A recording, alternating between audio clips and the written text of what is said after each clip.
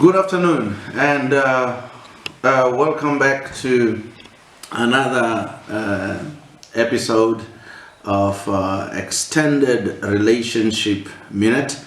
Those of you who are in our WhatsApp group, you will know of our daily relationship minute, 3 minutes video or audio that we send daily on weekdays, and over the weekend on Saturday, which is today in particular, we actually then have an extended version when we have a bit more time to share and to discuss on a particular topic. So if you're joining us today for the first time, a special welcome to you.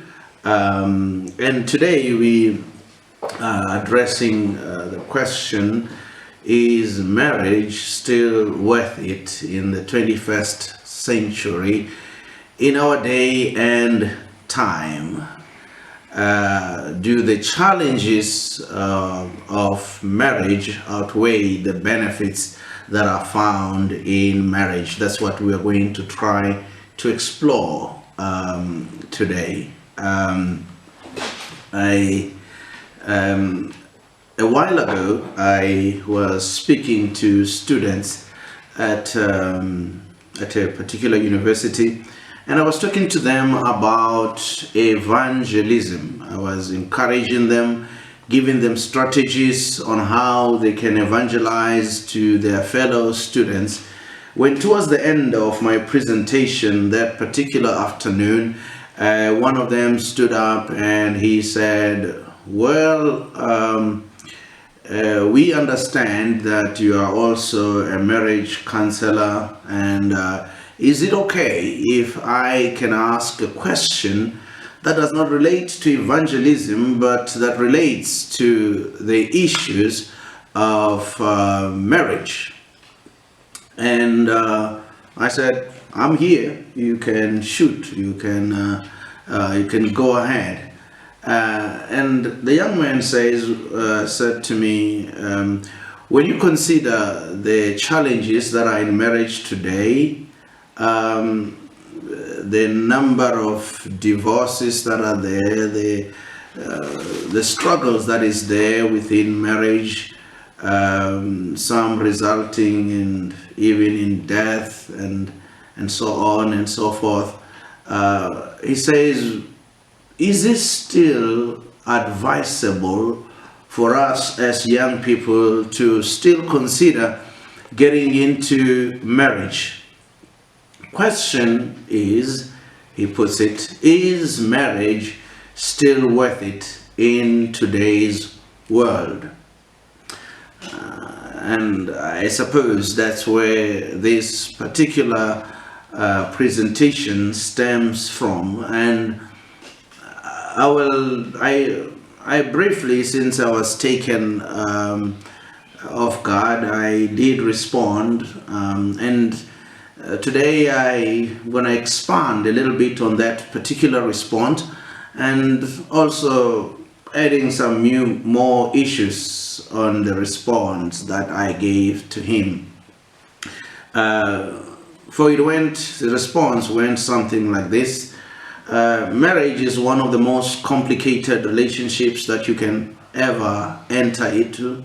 It is much easier to get into, but much harder to maintain and to keep it going. In fact, marriage is spelled W-O-R-K because marriage itself is not a honeymoon, it is work. In fact, it is a lot of work. I further on said to him, marriage will test you and try you more than any other relationship.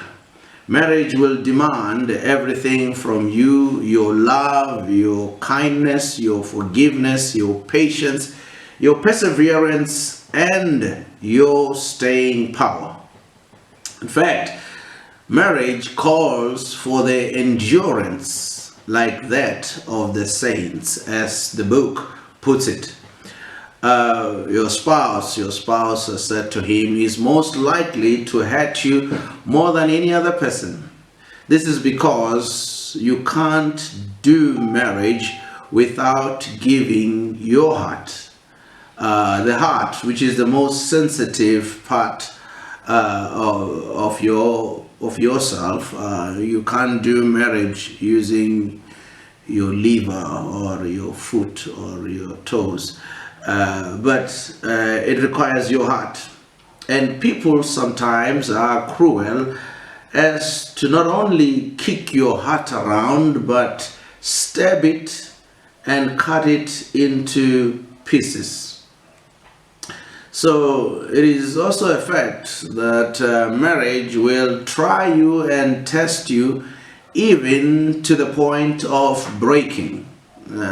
Almost all who are married or will at some point have good enough reasons to divorce. And the reason that many have not divorced is not because they lack such reasons. It is because they have decided to continue with the marriage regardless. I have often said marriage continues not because of the abundance of love between the two people, but marriage continues because people choose not to divorce. Or to put it more positively, people choose to be faithful to their vows. Therefore, marriage is not a summer day outing by the beach. At best, it is a burning furnace where characters are purified to be as pure as gold, and in order to qualify to walk on the streets of gold. I want us to talk briefly as we extend this particular response for today's topic, and look at the idea of cause and effect. Newton's third law of motion states that for every action there is an equal and an opposite reaction. This is also a basis for the universal law of cause and effect. The fact is, the bottle of water will remain on the top of the table unless there is a force that moves it or pushes it out to go to the ground. So there has to be another force. So whatever reaction is a result of whatever action that has happened. This laws applies also in everything in the universe. We can therefore safely say that this law of cause and effect also applies in relationships. In relationships, we know many practices that follow this particular law. We have heard it being said that love begets love. We have also heard about tit for tat, how people treat each other, and their treatment of each other seems to be stemming out of how they feel they have been treated. So when somebody says, I love you, it's a cause which has an effect of somebody else says, I love you too. When somebody seems to be mean to you, that's a cause. And it seems like the effect for many people is to be mean also in retaliation of that. So this cause and effect has the positive sides where good deeds result in good deeds. And this cause and effect can be stretched to what the Bible says when it says you reap what you sow. So whatever the cause, whatever it is that you're sowing, it is what you're going to reap.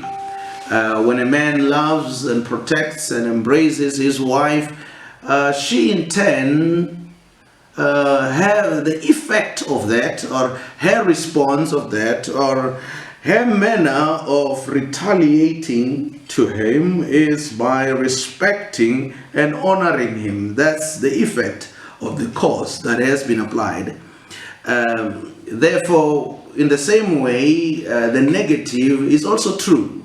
When a man disrespects and always is critical of his wife, or the man is disrespected and the wife is always critical of him, he might feel that his manhood has been attacked and therefore tempted to go somewhere where he feels more respected.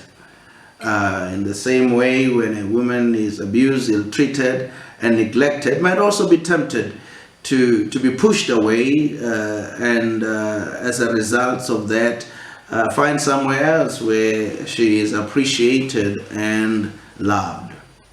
Now, this concept of cause and effect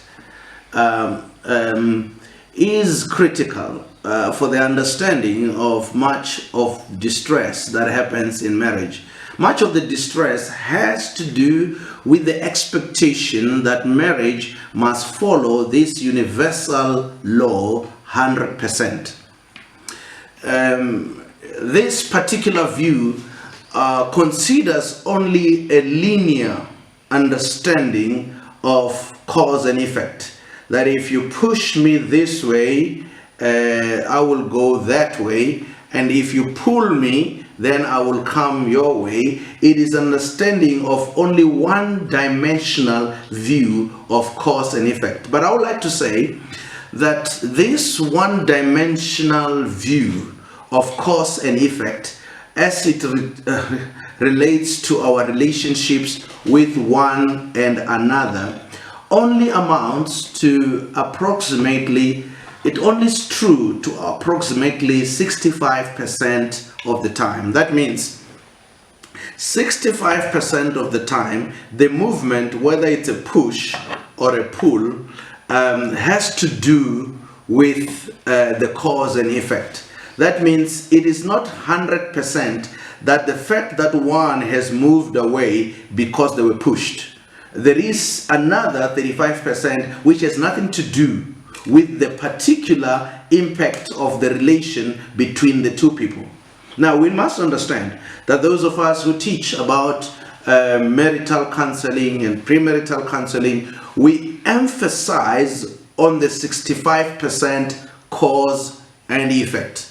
The 65%, it's the basis of our counseling. It's a basis of our seminar where we say if you honor your husband and respect him, he's going to love you. And if you love your wife and make her to feel important, she will honor you and respect you. All of that's based in Ephesians 5:22 and 5:20 and 5:25.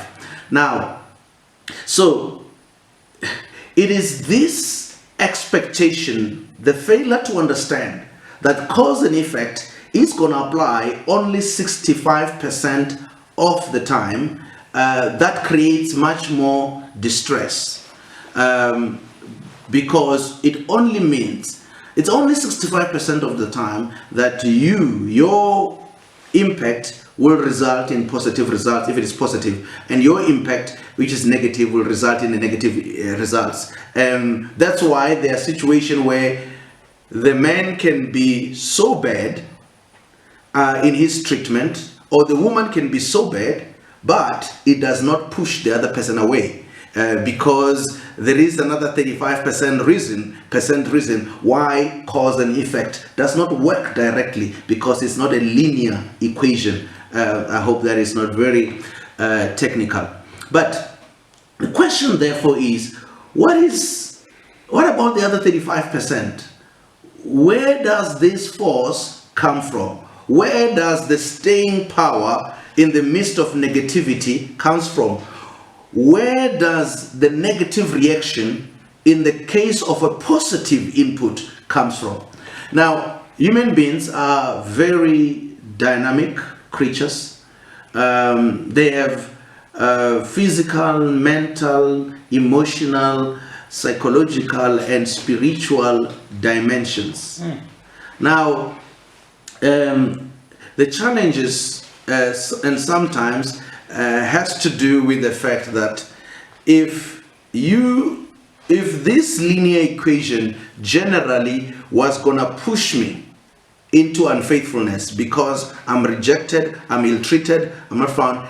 But the fact is that I'm not moving into that direction because there is another force, which is spiritual force, which prohibits me from going that direction. There is a force that gives me staying power in spite of the negative force that has made others to go astray.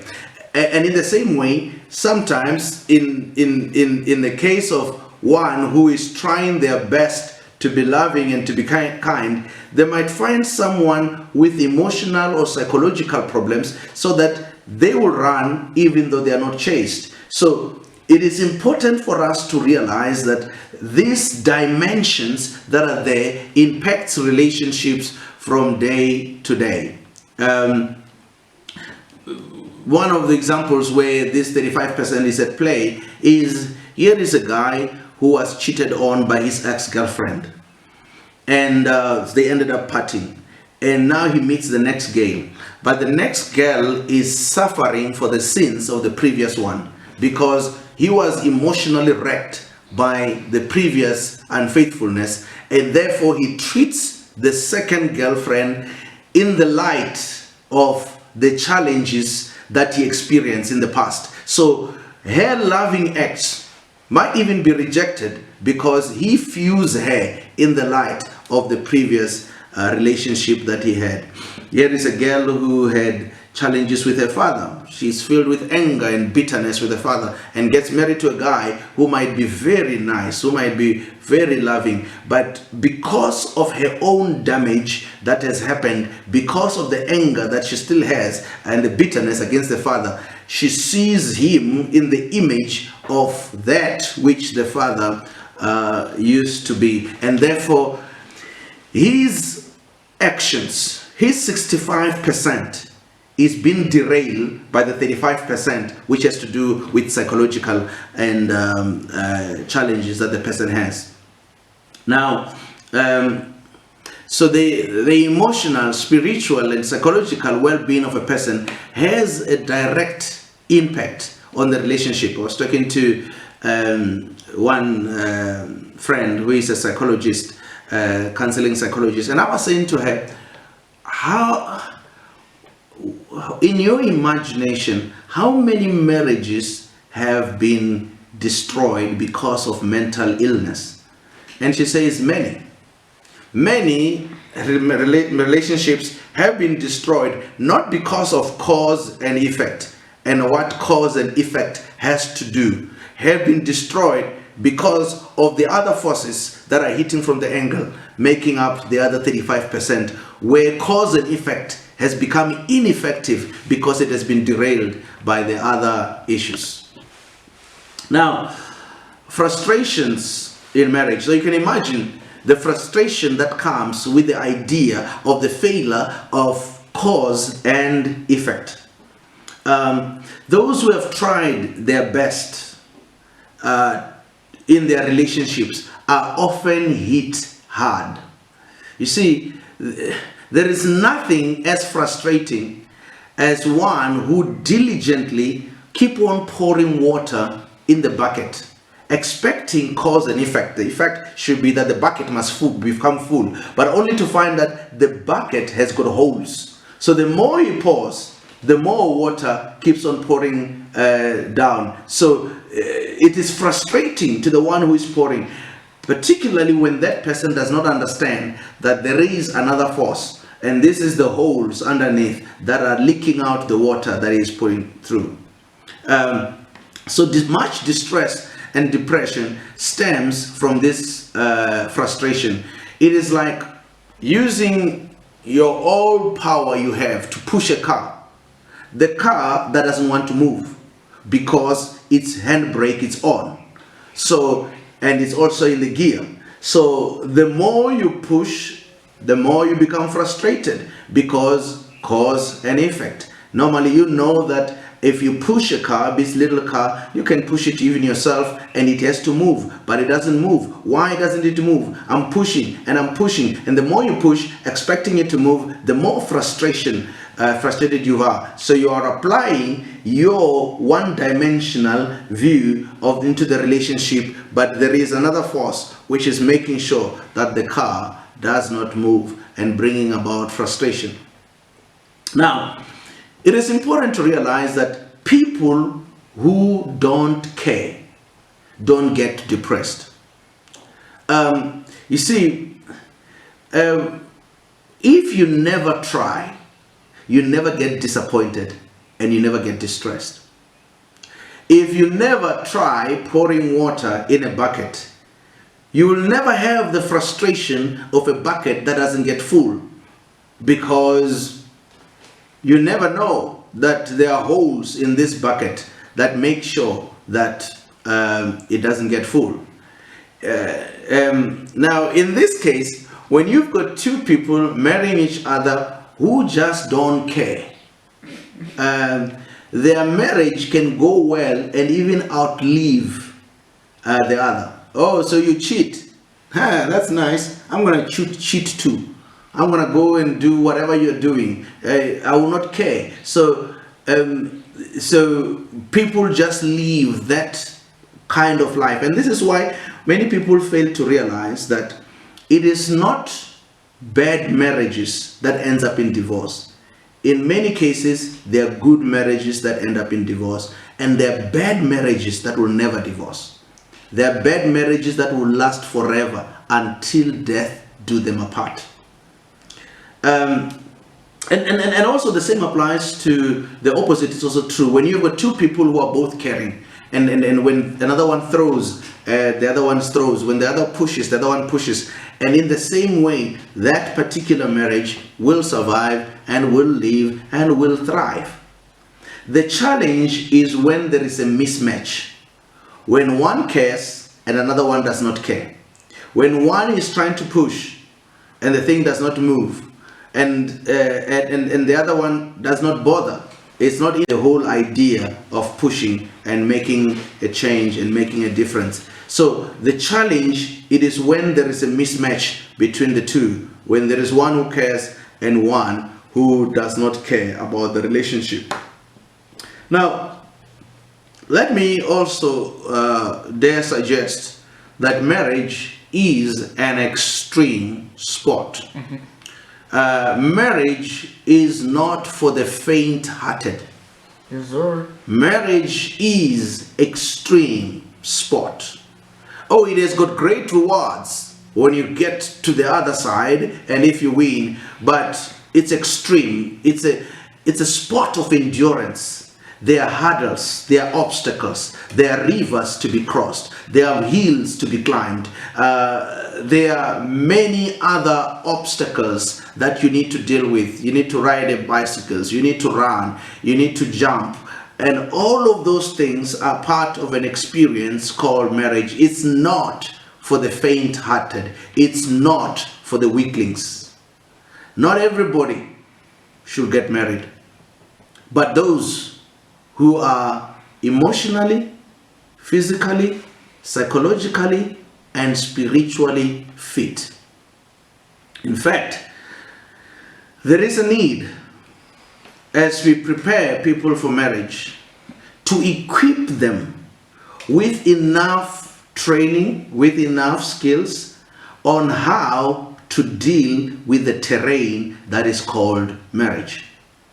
Because the terrain can be rough, the terrain can be difficult, the terrain can even be deadly. Otherwise, if you are not prepared for this extreme sport, for this challenge called marriage, marriage will take you to an early grave. I know personally of people who through marriage got depressed. Some lost their minds permanently as a result of that. I know of people who got sick and end up, because of the stress and depression of marriage, and end up with incurable disease. I know of people who have died. I'm not talking about people who were poisoned or who were they were hitmen that were arranged. I'm talking about people who were killed by marital problems, whether it's stroke or heart attack, or other kind of sickness that came as a direct result of marriage. That's why I say marriage is an extreme sport.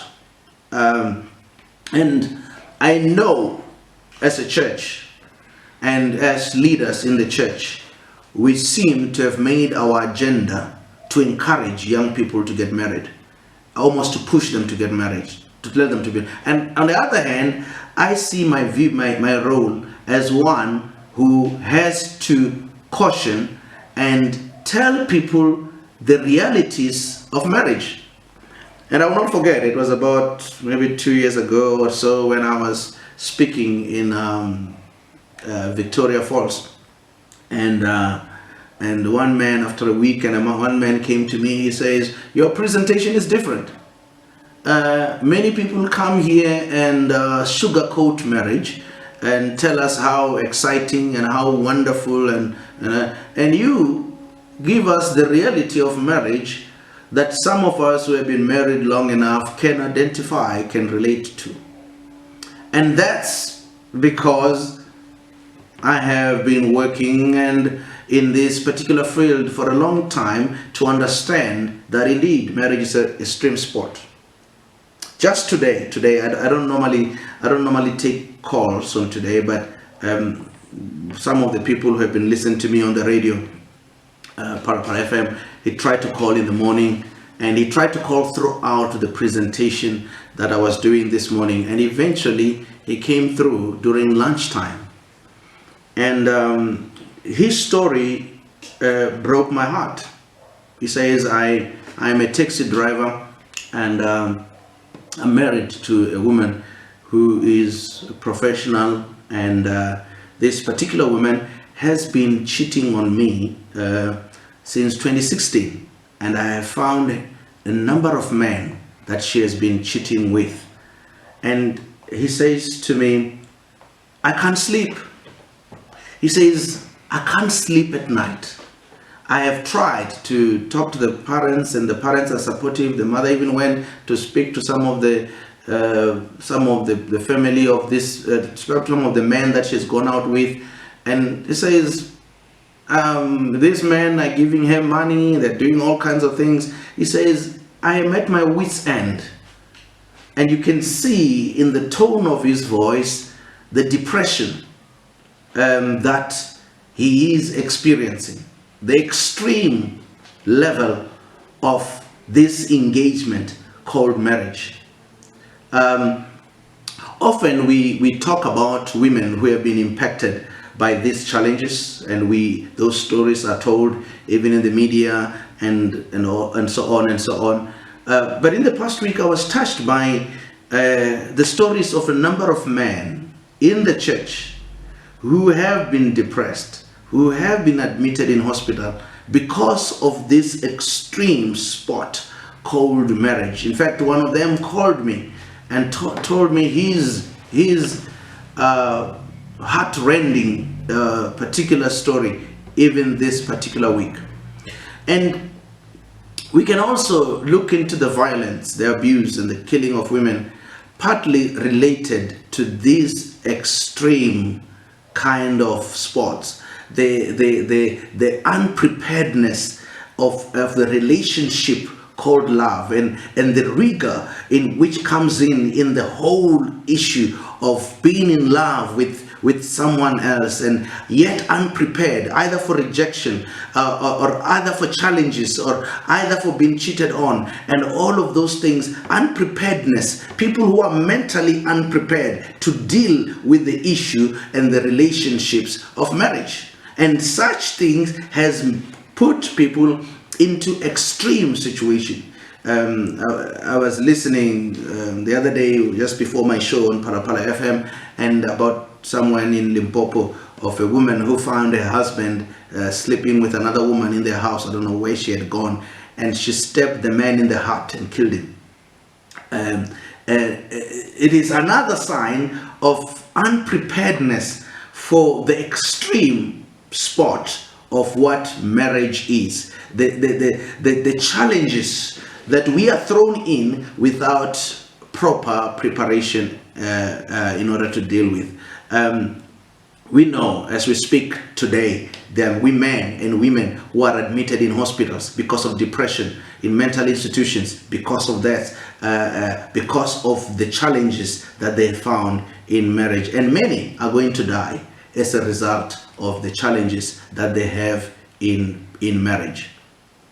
Therefore, in order to get married and to succeed in marriage, in order to qualify to the idea of getting married, we need to develop a capacity and ability to process, to deal and process huge disappointments, and to also deal with deep-seated emotional pain, and also be there prepared for unreasonable and meaningless conflict. So we need to prepare an army as they think about getting into marriage. Such an army must be prepared to deal with these huge disappointments, deep-seated emotional pain, and unreasonable and meaningless conflicts that they will find along the way. Without that, we are not fully equipped for this life or for marriage in this sinful world.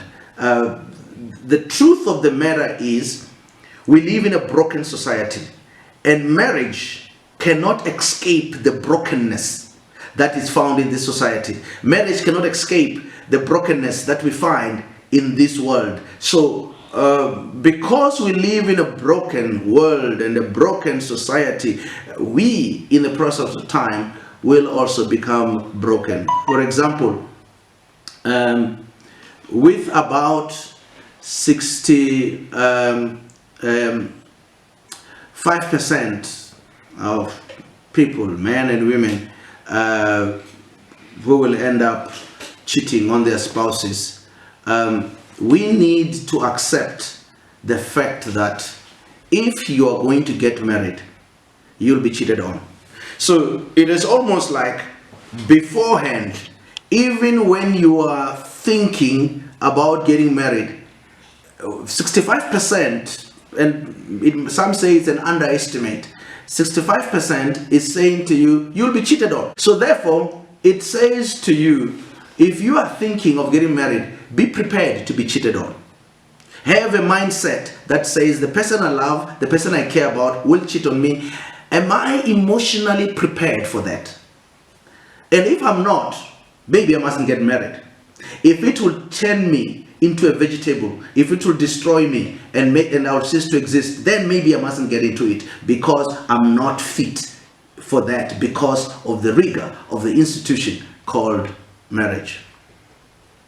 As we conclude, there was a second part to this particular response to the young man. We have stretched the first part a bit longer, but my response also says to him, it says, however, the same institution of marriage, when the two people are committed to making their marriage work, when selfishness has been removed from their hearts, when each of them is concerned about the happiness of the other instead of just their own happiness, marriage becomes the best relationship on earth. It cannot be compared with any other, because the two really become one flesh. When your spouse, whom you have disappointed many times, the spouse who knows everything about you, including your weaknesses, loves you unconditionally, forgives your trespasses, believes in you and in what you can be, and cherishes you and your success, laughs with you, not at you, and cries with you, accept you as you are, believes that you are the best out there in the world, and embraces you with your weaknesses, and encourages you to be the best you can ever be, protects you from friends, family, and church members, and always has your back all the time, then, and only then, my brothers and sisters, you will find joy unspeakable. You will achieve in this world greater heights for God and for mankind than you could ever have done so alone. Marriage has been proved through research brings about longer life. That those who remain single, particularly men, and never get married, their life becomes short. Marriage, my dear brothers and sisters, marriage is like a phone charger. The phone is used during the whole day, and in the evening you go back to plug it to the charger. Marriage is a place where God prepared for us to get recharged for the life and the challenges ahead. And you know, as a phone charger, sometimes there is a phone charger that plugs in perfectly, but there are others that is not very strong, that is weak. It can only charge at an angle. And so it is some certain marriages that do not hold and charge properly. But when this thing charges perfectly, you can deal with whatever the world brings. Whatever the world does to you. You see, during the day you get recharged by all the challenges at work and all the challenges in life that mean in the street. And during the day, marriage, God created it to be a place to recharge, to reconnect, to become back to reality so that you can deal with the forces that is tomorrow. Marriage is a united force. The two strings that are knitted together are more stronger than when the string is alone. Our marriage, my dear brothers and sisters, the Bible says it's not good for a man to be alone. He says, I will create for him a helper comparable to him. Meaning comparable, it means compatible and complementing in order to complete. So marriage, it is that which God has created for us to be knit together, to be connected together, to complement each other, to fit into other. As we complement, we complete each other. Dear brothers and sisters, I like what the man said. One man says, Eve was created not from the toes to be trampled upon, not from the head to dominate the man, but she was created from the rib, under the arm, to be protected, and close to the heart, to be loved. And this is the idea of what marriage was supposed to be. This is the idea that God has. And then it says the helper. And one writer says, when you look at the word helper, it's not a servant, it's not a domestic worker, it's not somebody below. Instead, create a helper. It says it's the same root word that the psalmist used when he says, the Lord is my helper. So when God created Eve, was created somebody who is a helper, who normally does what God normally does when God is not there. So it's somebody who is a companion that God has ordained to do godly things. And if God enables me to be better and to do greater things, so the helper that God has given is enabling me to do higher and to do greater things than I can ever do by myself.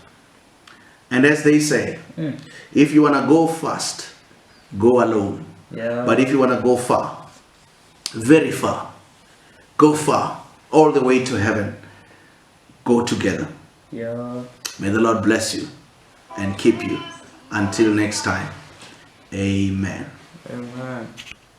That was Mashudu Ravhengani, proudly brought to you by Living Power Ministries. You can find us at livingpower.org.za or on WhatsApp at +27 78 215 5737. Living Power, empowering mankind to unleash its full potential.